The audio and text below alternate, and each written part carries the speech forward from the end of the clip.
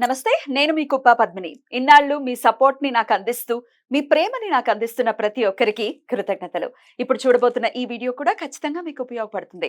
Like, share and subscribe చేసి మీ ఇష్టాన్ని, అలాగే మీ సపోర్ట్‌ని నాకందించండి. అలాగే ఈ వీడియో పట్ల మీ అభిప్రాయాన్ని కామెంట్ సెక్షన్‌లో కామెంట్ చేసి నాకు తెలియజేయండి. నమస్తే. జీవితంలో రకరకాల సమస్యలతో బాధపడుతున్నారా? ముఖ్యంగా ఆర్థిక సమస్యలతో సతమతమవుతున్నారా? ఎన్నో పరిహారాలు చేసి అలసిపోయారా? మంచి మార్గం దొరకాలని కోరుకుంటున్నారా? అయితే రండి, విశ్వాన్ని ఎలా అడగాలో తెలుసుకుందాం. లా ఆఫ్ అట్రాక్షన్ క్లాసెస్ మీకోసం మన ఛానల్లో. వివరాల కొరకు సంప్రదించండి.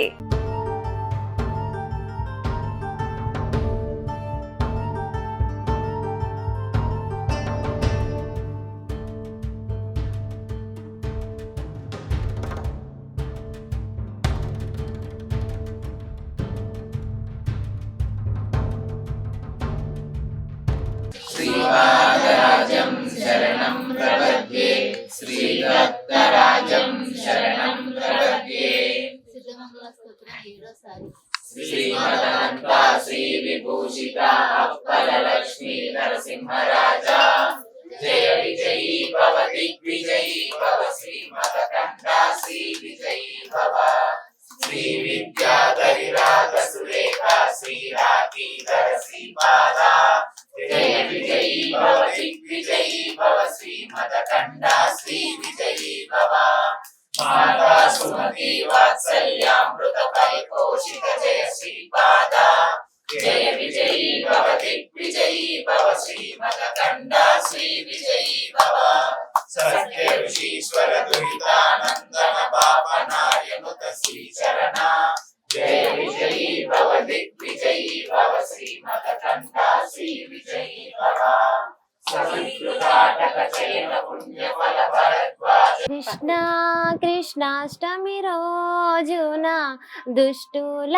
సంహరింప ఎంతో నిక్షేపముగాను పరులంటేనే వినలేను నీ దుడుకు తనంబులు మాను నిన్ను బూచికి పట్టించేను నీ దుడుకు తనంబులు మాను నిన్ను బూచికి పట్టించేను అమ్మా బూచెట్లుండు నమ్మ చేసిన మైనపు బొమ్మ లేక పెద్ద గంగానమ్మ దాని రూపెట్లుండు నమ్మా నీవు దాచక చెప్పావమ్మా కృష్ణ బల్బూసి నోటి వాడు పండ్లికలించి ఉన్నాడు గోరులు పెంచినాడు నామాలు పెట్టినాడు నల్లాని బూచివాడు నిన్ను పట్టుకోకనే పోడు నిన్ను విడిచిపెట్టి పోలేడు నిన్ను పట్టుకోకనే పోడు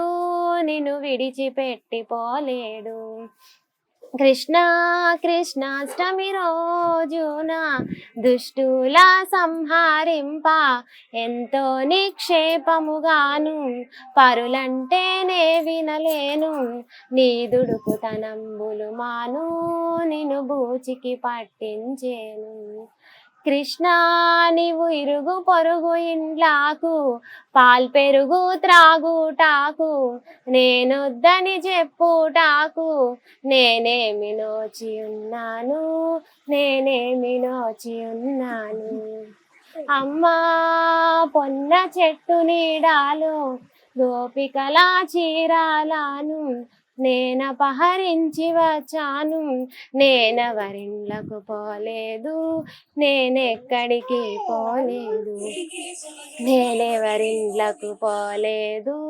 నేనెక్కడికి పోలేదు కృష్ణ నీవు ఎవరిళ్ళకు పోకుంటే చల్లాని లాల పోసేను సొమ్ములు చాలబెట్టేను బంగార్ప సాల్వగప్పేను నిన్ను ఉంచి తోటెలోను మంగళహారతి చేను నిన్ను ఉంచి తోటెలోను మంగళహారతి చేను కృష్ణ కృష్ణాష్టమి రోజున దుష్టుల సంహరింప ఎంతో నిక్షేపముగాను పరులంటేనే వినలేను నీ దుడుకుతనంబులు మాను నిన్ను బూచికి పట్టించేను నీ దుడుకుతనంబులు మాను నిన్ను బూచికి పట్టించేను. చాలా బాగుంది. Happy birthday. Happy birthday. వల్లభం రామనారాయణం సుతం కేశవం కృష్ణ దామోదరం రామనారాయణం వల్లభం రామనారాయణం. कौन कहते हैं श्री कृष्ण गोविंद हरे मुरारी हे नाथ नारायण वासुदेव श्री कृष्ण गोविंद हरे मुरारी हे नाथ नारायण वासुदेव. సత్తుడికి ఇచ్చేద్దాం. ఓం మంగళం ఓంకార మంగళం గురు మంగళం గురు పాద మంగళం. ఓం మంగళం ఓంకార మంగళం గురు మంగళం గురు పాద మంగళం. ఓం మంగళం ఓంకార మంగళం గురు మంగళం గురు పాద మంగళం. శ్రీ దత్తాత్రేయ మహారాజ్ కి జై. శ్రీపాద శ్రీ వల్లభ స్వామికి జై. నృసింహ సరస్వతి స్వామికి జై. స్వామి సమర్థకి జై. మాణిక్య ప్రభుకి జై. సాయినాథ్ మహారాజ్ కి జై. అనగా స్వామి అనగా మాతకి జై. रामकृष्ण हरि वासुदेव हरि. जय अवधूत चिंतन श्री गुरुदेव दत्त रामकृष्ण हरि वासुदेव हरि.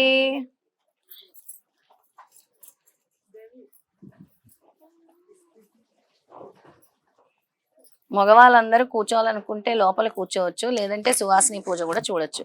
సువాసిని పూజ చేస్తే సాక్షాత్ అమ్మవార్లకు చేసినట్టే మీకుండే దుష్కర్మలు కూడా తొలగుతాయి ఖడ్గమాలతో. ఇప్పుడు సువాసిని పూజ. నమస్తే, వెల్కమ్ టు అవర్ ఛానల్. నేను పద్మిని. ముందుగా ప్రేక్షకులందరికీ కూడా శ్రీకృష్ణ జన్మాష్టమి శుభాకాంక్షలు. సో ప్రస్తుతం మనం శ్రీపాద శ్రీ వల్లభ దత్తపీఠంలో ఉన్నాము, లత గారి ఆధ్వర్యంలో. మీకు తెలిసిందే దత్తపీఠం గురించి. ఈ రోజు అత్యంత వైభవోపేతంగా అనఘాష్టమి వ్రతాన్ని చాలా అద్భుతంగా ఇక్కడ నిర్వహించడం జరిగింది. అనఘాష్టమి అనంతరం సువాసిని పూజను కూడా చేయబోతున్నారు. ఒకసారి ఆ వివరాలు, అసలు ఎందుకు సువాసిని పూజ చేస్తారు, అలాగే అనఘాష్టమి గురించి కూడా అందరికీ తెలిసిందే. మరొక్క మారు అనఘాష్టమి వైశిష్ట్యం గురించి కూడా తెలుసుకుందాం. అక్క నమస్తే. అక్క నమస్తే రా. జయ గురుదత్త. జయ గురుదత్త. ముందుగా నీకు స్వాగతం మన పీఠానికి. చక్కగా శ్రీకృష్ణ జన్మాష్టమి రోజు వచ్చావు, ఆనందంగా ఉంది అందరికి కూడా. ఇంత చక్కగా వీళ్ళందరినీ కూడా కవర్ చేస్తున్నందుకు చాలా చాలా థ్యాంక్ యూ. సువాసిని పూజ అంటే ఖచ్చితంగా రావాలి, ఎందుకంటే అది ఈశ్వరుడు ఇచ్చినటువంటి ఒక భాగ్యం. ఇవి ఉన్నాయి మెళ్ళలో, నుదుటిన సింధూరం ఉంది అని అంటే అది ఈశ్వరుడు కృప ఖచ్చితంగా. సో ఎవరైనా కూడా పిలిస్తే ఖచ్చితంగా రావాల్సిందే, నో అని చెప్పడానికి లేదు. పసుపు కుంకాల గురించి ఎంత దూరమైనా వెళ్ళాలి, పరిగెట్టుకుంటూ వెళ్ళాలి. ఓకే అక్క, చెప్పండి అక్క. ఈ రోజు అనఘాష్టమి చాలా అద్భుతంగా ఇక్కడ అందరూ చాలా మంది వచ్చి కూడా చేయించుకున్నారు. ఈ రోజు అనఘాష్టమి చేయించడానికి గల కారణం, అలాగే సువాసిని పూజ వైశిష్ట్యం కూడా. శ్రీకృష్ణ పరమాత్మ స్వయంగా చెప్పారు, అష్టమి నాడు అనఘాష్టమి వ్రతం చేసుకుంటే మనకి జన్మ జన్మల నుండి ఉండే కర్మలన్నీ కూడా తొలుగుతాయి. అలాగే ప్రతి ఇంట్లో కూడా అష్టైశ్వర్యాలుతో తులతూగుతారు. వాళ్ళకుండే కర్మలన్నీ కూడా పోతాయి, ఆయుర ఆరోగ్యాలు కలుగుతాయి, సౌభాగ్యం కలుగుతుంది అని కూడా చెప్పారు. ముఖ్యంగా అనఘాష్టమి వ్రతంలో స్వామి చెప్పింది ఏంటంటే సువాసిని పూజ అతి ముఖ్యమైనది. అంటే అది ఇందులో ఉంటుందా? ఖచ్చితంగా ఖచ్చితంగా ఆ వ్రతంలో ఉంటుంది, వ్రత కల్పంలో. అయితే మనం ఇంట్లో చేసుకున్నప్పుడు ఎవరో ఒకళ్ళకొనికే 5 సార్లు చేసుకున్నాక ఇమ్మని ఉంటుంది. కానీ నాకు తెలిసిన విధం ప్రతిసారి చేస్తే ఇంకా అత్యధిక ఫలితం. అంటే సౌభాగ్యం కోసము, లక్ష్మి కోసము, అలాగే మనం ఏదైతే దీర్ఘకాలికంగా అంటే ఒకటి కోరుకుంటాం, అంటే మనోవాంఛ అంటాం కదా, ఆ మనోవాంఛ ఇదవ్వాలంటే కూడా అమ్మవార్ల అనుగ్రహం ఉండాలి. అందుకే మహాకాళి, మహాలక్ష్మి, మహాసరస్వతి, రాజరాజేశ్వరి. రేణుకా అమ్మవారి గురించి కూడా చాలా బాగా చెప్తారనమాట. ఆవిడే అనఘాలక్ష్మి అంటే ఆవిడలో నుంచి వేదాలన్నీ కూడా రేణుకాదేవికి వెళ్తాయి. అనఘాలక్ష్మిలో నుంచి స్వామి చెప్పగానే, అంటే బ్రహ్మదేవుడు అడుగుతాడనమాట ఎవరు అని చెప్పగానే అనఘాలక్ష్మి ముఖంలో నుంచి రేణుకామాతకి వెళ్తాయి. ఈ లక్ష్మీ స్వరూపం అంతా నేనే, ఈ మాయాస్థితి నేనే అంటారు. అందుకే ఎవరైతే సువాసిని పూజ చేస్తారో వాళ్ళకి సౌభాగ్యం, జన్మ జన్మల సౌభాగ్యం ఉంటుంది. అలాగే వాళ్ళ ప్రారంభ కర్మలు తొలుగుతాయి. ఇప్పుడు సాక్షాత్తు అమ్మవారు లాగా తలుచుకొని చేస్తే ఆ అమ్మవార్లు ఇచ్చే ఆశీర్వాదం మీకు లభిస్తుంది అని ప్రతీక అన్నమాట. ఇవాళ రేపు మనం చూస్తున్నాము పెళ్లిళ్ళు అవ్వక ఎలా ఎన్ని కాల్స్ వస్తాయంటే, ఒకటి పెళ్లిళ్ళు అవ్వక, ఇంకోటి సంతానం కలగట్లేదు అని చెప్పి సమస్యలు.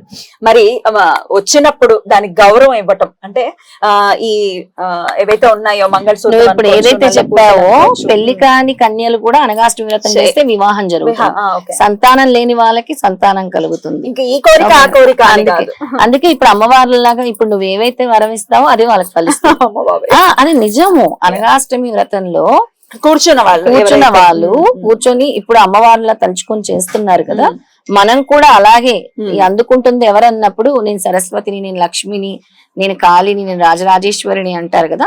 మనం ఇస్తున్న వరం కూడా వాళ్ళు తదాస్తు అంటారు. అంటే మన రూపంలో ఆ విధంగా. అందుకే సువాసిని పూజకు అంత ప్రత్యేకత ఉంది. సౌభాగ్యం కోసం, పసుపు కుంకాల కోసం. అలాగే అందుకే ఎదుగుతారు. అసలు ఎవరు ఉంటారు పుణ్యస్త్రీ, అది కూడా పెద్ద ఆవిడ వస్తే బాగుంటుంది, బ్రాహ్మణ స్త్రీ వస్తే బాగుంటుంది అని వెతుకుతారనమాట. అలా నువ్వు రావటం చాలా ఆనందంగా ఉంది. మా చైతక్క రావటం చాలా ఆనందంగా ఉంది. చైతన్య 1008 సార్లు ఇక ఈ సందర్భంలో చెప్పేద్దాం. ఆవిడ సిగ్గుపడుతున్నారు కానీ లేదు, ఆవిడతో ఒక ఎపిసోడ్ చేయాలి కానీ ఆవిడ మాట్లాడిన ఇందాక నాకు ఒకటి చెప్పేశారు, ఆల్రెడీ డిస్క్లైమర్ ఇస్తారు. కానీ ఇప్పుడు ఒకసారి టూకీగా మాట్లాడేస్తా. అమ్మ నమస్తే అండి. అసలు 1008 సార్లు మామూలు విషయం కాదు. గురు చరిత్ర పారాయణం చేయటం, ఒక్కసారి చేయటానికి అసలు పుస్తకం ముట్టుకోవడానికి కూడా అసలు ఇప్పటి వరకు మాకు సాధ్యపడట్లేదు అనేవాళ్ళు. అసలు నిజంగా బాధాకరం అది. ఎందుకంటే అది పుస్తకం చూడటానికి కూడా, ముట్టుకోవడం కూడా ఇంకా దూరం మాటే, కానీ చూడటానికి కూడా గురువు అనుగ్రహం ఉండాలని చాలా సార్లు లత గారు చెప్పిన సందర్భాలు ఉన్నాయి. 1008 సార్లు ఎలా చేసేశారు? ఏమిటి స్వామి మీద ఉన్న మీకు అంత పూనిక, అంత ప్రేమ ఏమిటి? ఒక్కసారి ఒక్క మాటలో చెప్పండి. చెప్పండి చైతన్య గారు. మన సంకల్పం అండి. ఫస్ట్ నేను చేస్తున్నాను అనే దానికంటే స్వామి చేయించాలి అని ఆయన మీద వదిలేస్తే మనం చదవము. ఆ దత్తుడే వచ్చి కూర్చొని మనలో చదివిస్తారు. ఖచ్చితంగా. అది నాకు శ్రీపాద వల్లభ స్వామి దయ, బాబా అనుగ్రహం. ఆయన చేయించారు. అంటే మా పాపకి హెల్త్ బాగాలేనప్పుడు డాక్టర్స్ దగ్గర తనకి సెట్ అవ్వట్లేదు, బాబా దగ్గర అనిపించింది. అనుకున్నారా? అంటే 1008 11 టైమ్స్ చెయ్యి అని చేశాక పాపకు తగ్గిపోయింది. అప్పుడు ఇప్పుడు చాగంటి కోటేశ్వరరావు గారు లాంటి గురువు గారు చెప్తుంటారు కదా, 116కి 108కి 1008 సహస్రం మనిషి జీవితంలో. అంటే ఏమో 11 టైమ్స్ చేయలేను అనుకున్న దాన్ని ఆయన శక్తినిస్తే 1008 చేద్దాం ఈ జీవితానికి అనుకున్నారు అని సంకల్పం చేసుకొని ఆయన చేయించారు. ఎన్ని ఏళ్ళు పట్టిందండి? 1008 టైమ్స్ 4 years పట్టింది. మధ్యలో మనకి లేడీస్ 25 days చేస్తాం కదా, డేట్ లో చేయం. ఎలా చేస్తారు? నెలకి ఎన్నిసార్లు చేసేవారు? డైలీ ఒకసారి పారాయణ బుక్, రోజుకొకసారి బుక్ మొత్తం చదువుతుంది. బుక్ మొత్తం అయిపోతుందా? అందులో 25 days ఒక్క రోజు ఒక్కసారి పారాయణం అయిపోతుంటారు. ఏంటక్క బుక్ మొత్తం? అధ్యాయం కాదు, ఒక్క అధ్యాయం. మీకు నమస్కారం. భక్తికి, మీ ఓపికకి, అంటే ఇంత త్రికరణ శుద్ధిగా నమ్మితేనే అది సాధ్యపడేటటువంటి విషయం, ఆషామాషిగా అయ్యేటటువంటి విషయం కాదు. ఇది నిజంగా ఆశ్చర్యపడుతుంది. ఎంత సమయం పడుతుంది ఒకసారి మొత్తం బుక్ కంప్లీట్ అవ్వడానికి? మనము చదివే కొంది సాధన స్వామి ఇస్తారు మీకు. ఇప్పుడు 3 hours లో అయిపోతుంది. 3 hours మీరు అలా కూర్చుంటే కంటిన్యూస్ గా చేసేస్తారు? అలా 3 hours. ఓకే.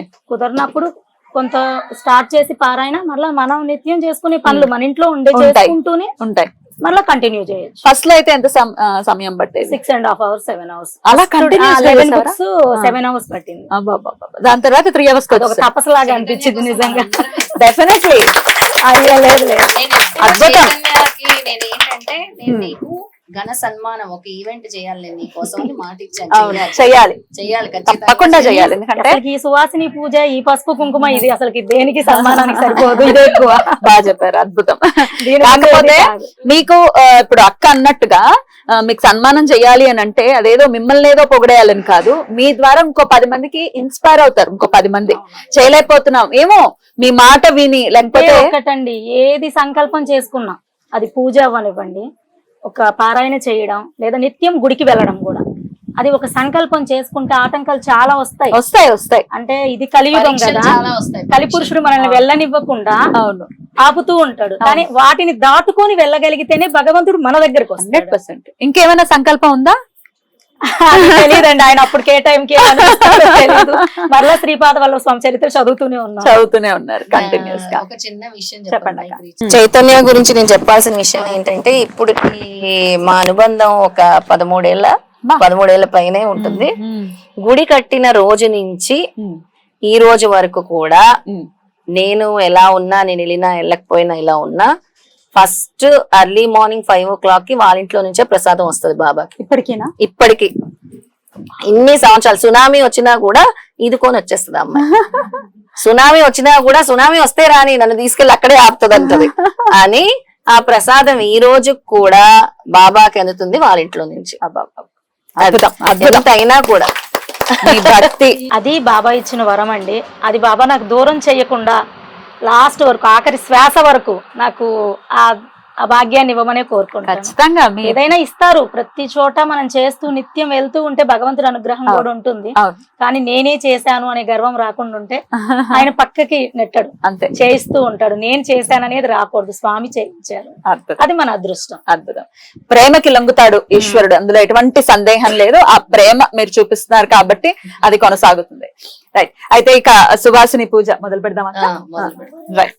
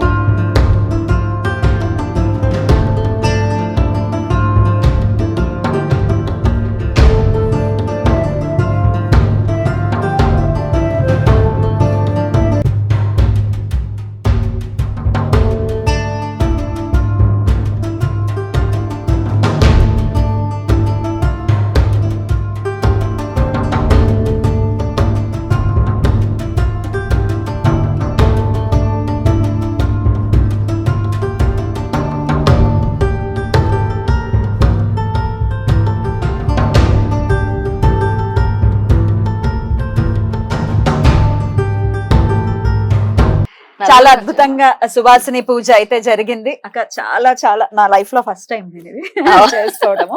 చాలా అందంగా అంటే చాలా శ్రద్ధగా చేశారు అందరూ కూడా. అవును. చాలా చాలా థ్యాంక్స్ అక్క ఇన్వైట్ చేసినందుకు. అయ్యో. ఇలా చేయండి, లాస్ట్ టైం లా చేయకుండా వీడియో తీస్తున్నారు.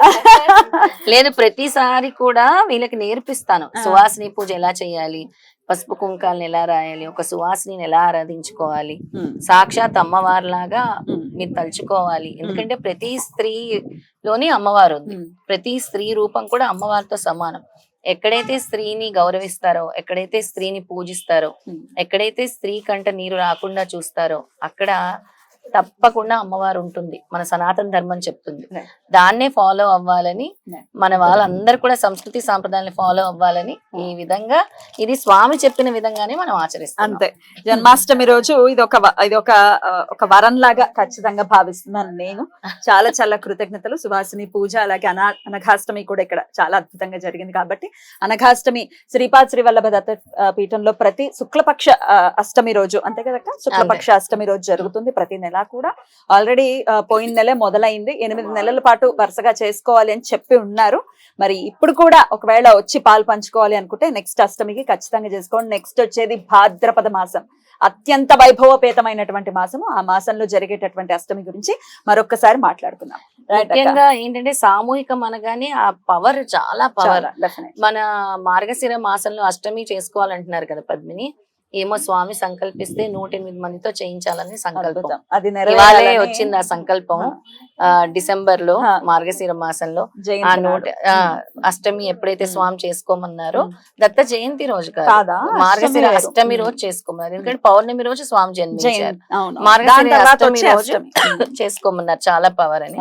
అప్పటికి ప్రతి ఒక్క సువాసిని వచ్చి అనగాష్టమి వ్రతం చేసుకోవాలి, సువాసిని పూజ చేయాలి, కనీసం 108 మందితో అయినా చేయించాలని నా సంకల్పం. మీ సంకల్పం నెరవేరాలని మనస్ఫూర్తిగా కోరుకుంటూ కృతజ్ఞతలు అక్క. నమస్కారం. జై గురుదత్త. జై గురుదత్త. శ్రీ దత్తాత్రేయ మహారాజ్ కి జై. శ్రీ అనఘా స్వామి అనఘా మాతకి జై. శ్రీపాద శ్రీ వల్లభ స్వామికి జై. నరసింహ సరస్వతి స్వామికి జై.